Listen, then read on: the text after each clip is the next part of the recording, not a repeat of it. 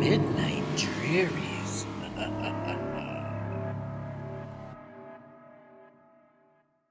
The small town of Ravenswood lay nestled in the heart of a dense forest, a place where secrets whispered among the trees.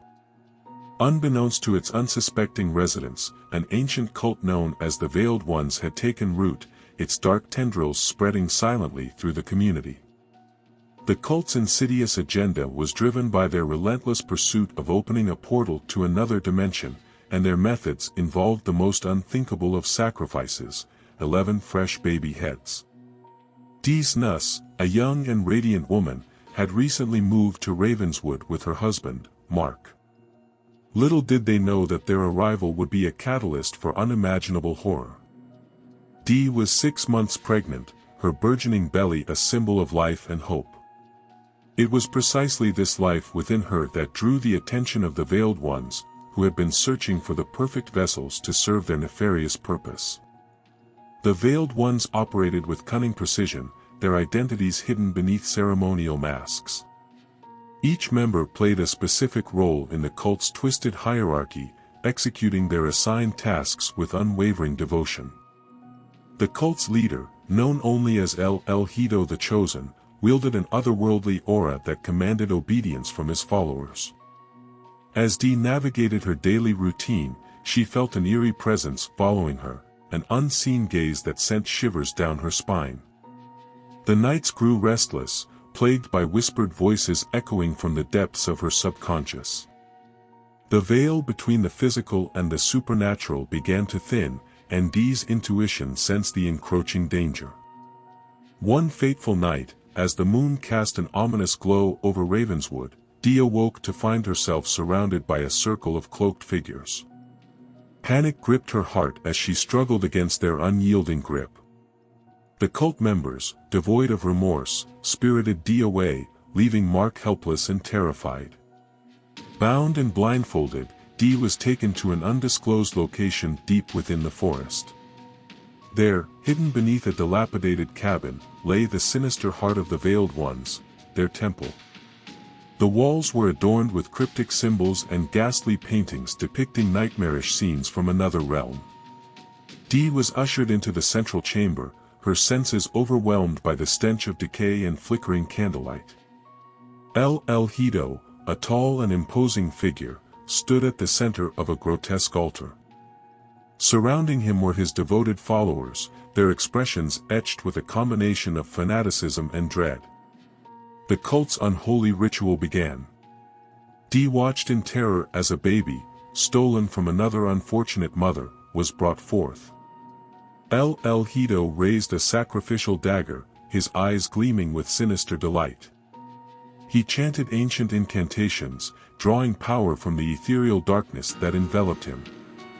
With a swift stroke, the baby's innocent life was extinguished. Dee's heart pounded in her chest as she realized the fate that awaited her unborn child. She knew she had to find a way to escape before it was too late. Drawing on her strength and determination, she resolved to protect her baby at any cost. Seizing a moment of distraction, Dee lunged at her captors, clawing and biting with desperation. She fought through the pain, knowing that her survival was the only hope for her unborn child.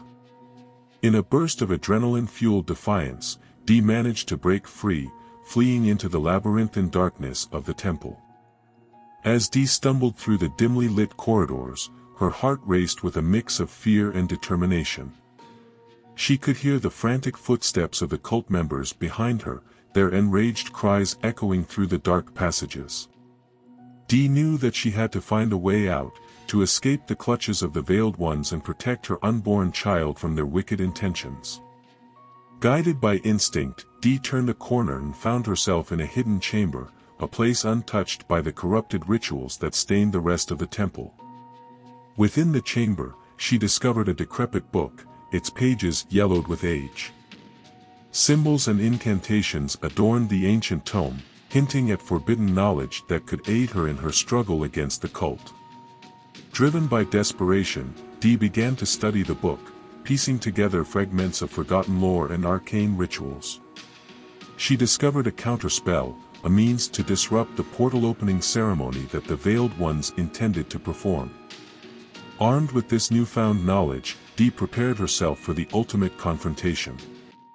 Dee emerged from the hidden chamber, ready to face the Veiled Ones and put an end to their malevolent plans.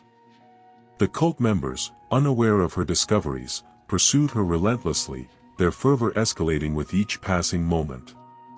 With the ceremonial hour fast approaching, the temple was filled with an unholy energy. The air crackled with anticipation as Dee confronted El Hido, his eyes filled with malice and a fanatical devotion to his cause. She recited the counterspell, her voice steady and unwavering, disrupting the ritual and shattering the dark intentions that loomed over Ravenswood. The temple trembled, and a burst of energy surged through the chamber. The walls quivered as the portal, once on the verge of opening, began to collapse in on itself. Chaos erupted as the Veiled Ones, filled with disbelief and a maddening fury, they tore at themselves and turned on each other, their twisted unity shattered like their twisted minds.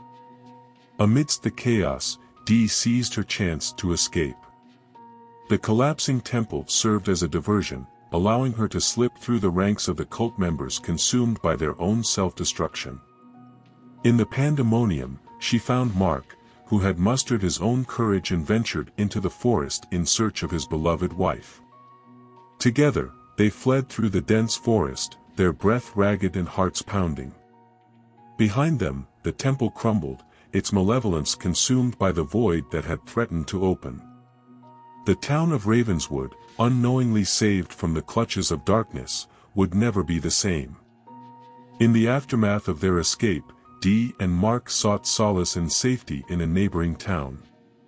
There, they found support and understanding, sharing their harrowing tale with the authorities. The Veiled Ones, once hidden in the shadows, were now exposed, their atrocities laid bare for justice to prevail.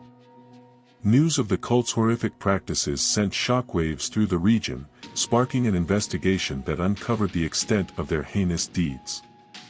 The survivors of the Veiled One's wrath were united in their quest for closure, seeking justice for the lives lost and the innocents stolen.